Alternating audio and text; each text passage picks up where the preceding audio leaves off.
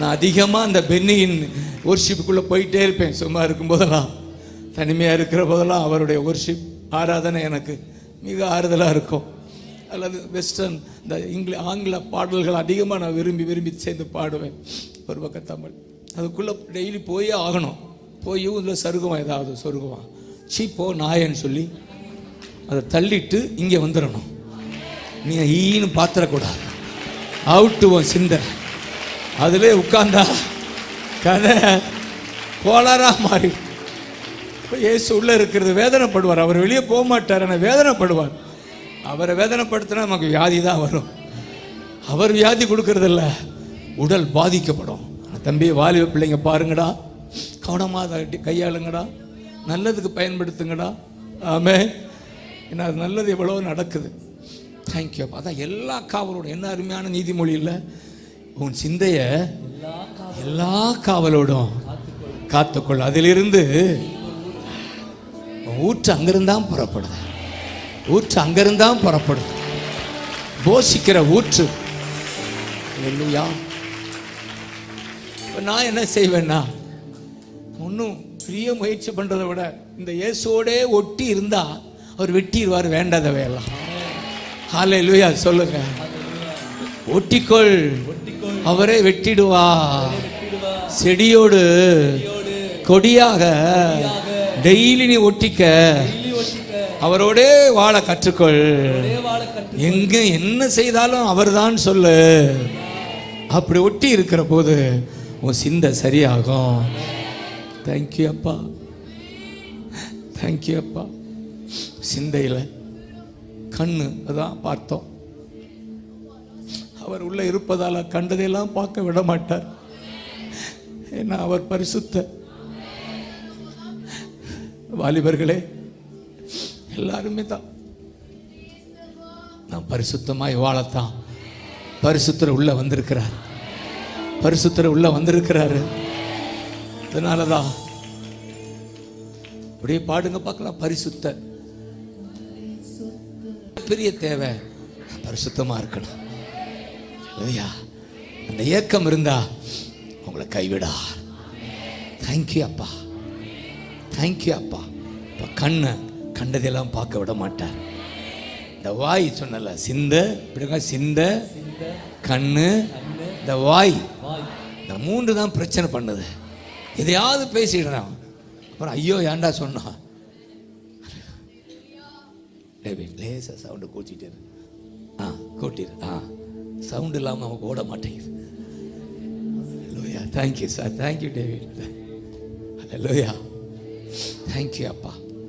அதனால கவனமா ஒவ்வொரு நாளும் நல்லா என் வாயை காத்துக்கொள். லோயா, என்ன பேசுறா என்பதை பேச முன்னால யோசித்து சொல்ல வைப்பார். வாயில வர்றதெல்லாம் சொல்லிடாத. லோயா, வந்ததெல்லாம் சொல்லாத, இயேசு தந்ததை மட்டும் சொல். வந்ததெல்லாம் சொல்லிடாத, வந்ததையெல்லாம் பேசிடாத. என்ன பாப்பா, வந்ததையெல்லாம் பேசாம, அதில் இந்த பிறர் குறை உன்னை இந்த யூடியூப்ல பண்ற வேலை, பிறருடைய குறைகளை பட்ட பகல் போல வெளிச்சம் போட்டு காட்டி தெரியாதவங்களெல்லாம் தெரிய பண்ணி ஒரு பிசாஸ் செய்யக்கூடாது. அது எனக்கு ரொம்ப வேதனையா இருக்கும். அதுவும் தேவ மனிதர்கள் முகத்தை எப்படியோ போட்டு என் முகத்தையும் கண்டபடி போடுறாங்க. என்னதை சொல்ல, குரங்கு மாதிரி போட்டு வச்சு நல்லா இருக்குன்னு சொல்லுங்க. எதுக்கு? துட்டு சம்பாதிக்க. மிகப்பெரிய வேதனையா இருக்கு. சரி போட்டு நம்ம செய்யக்கூடாது, அவங்க செஞ்சாப்பா. நம்ம வாயால பிறருடைய குறைய வெளியே சொல்லக்கூடாது. ஆமேன் சொல்லுங்க. முடிந்தா நேர சொல்லணும். இப்ப ஜான் ஏதாவது சொல்லணும்னா நேர சொல்லணும், அல்லது மேல சொல்லணும். இங்கிட்டு சொல்லக்கூடாது. அது ஆண்டவர், அது அசுத்தம். அங்க பரிசுத்தம் இருக்காது, அது அசுத்தம். அது அசுத்தம் கூடாது. ஆண்டவர் வேதனைப்படுவார்.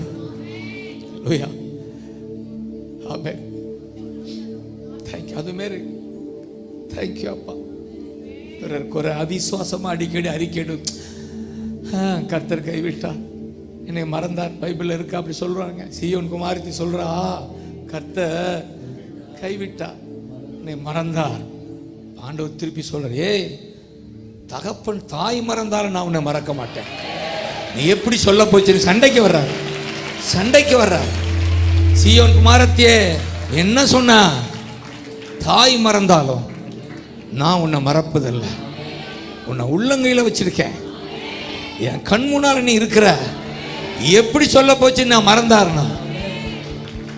சொல்லுங்க, மறவா. இயேசு மறவான்னு ஒரு ஊழிய ஆரம்பிங்க, கை தட்டுங்க.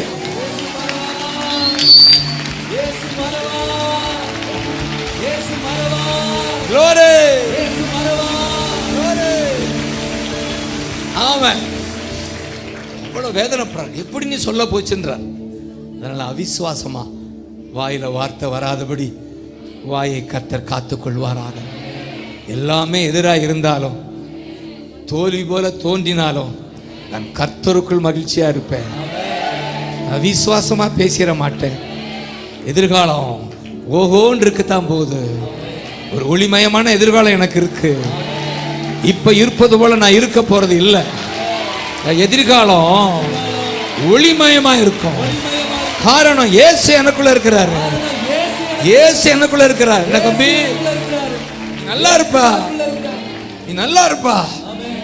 இப்ப இருப்பது போல இல்ல. ஆமென். அவ்வளவு பெரிய தேவன் நமக்குள்ள இருக்கிறார். உன்னை வாளாக்காமல் தலையாக்குவான், கீழாக்காமல் மேலாக்குவான். நீயோ கடன் வாங்காத இருப்பாய், கடன் கொடுப்பாய். கர்த்தர் உன் மேன்மையை பெருக பண்ணுவா. இந்த சங்கீதம் 71 நைட்டெல்லாம் பாட வச்சுட்டே இருக்கார். அதை பாட நேரம் இல்லை. அதில் ஒரு வாக்குத்தத்தம் இருக்கும். 71:21 உன் மேன்மையை பெருக பண்ணு. சொல்லுங்க, ஜான், டேவிட் கூட இருக்கிறவங்க, உங்கள் இந்த ஊழியத்தின் மேன்மை இருக்கு. எவ்வளவோ மேன்மை. இப்போ உலகம் போல பேச ஆரம்பிச்சிருச்சு. இந்த ஊழியத்தை உலகமே பேச. இந்த மேன்மையை கர்த்தர் பெருக பண்ணுவா, பெருக பண்ணுவா, பெருக பண்ணுவா. மறுபடி தேற்றுவா. இந்த ஊழியத்தில் உள்ள வேதனையின் மத்தியில் மறுபடி உங்களை தேற்றுவா. 71:21 சொல்லுங்க. 71:21 வாக்கு தத்தமா நான் சொல்றேன். அதனாலதான் பக்தன் சொல்றான், வீணையை கொண்டு துதிப்பேன், சுரமண்டலத்தை கொண்டு துதிப்பேன். நான் பாடும்போது என் உதடு, என் ஆன்மா கம்பீரித்து மகிழும்.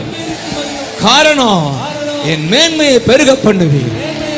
உங்கள் மேன்மை பெருகும். உங்களை மறுபடி தேற்றுவா. அதனாலதான் பாடிட்டு இருக்கிறோம்.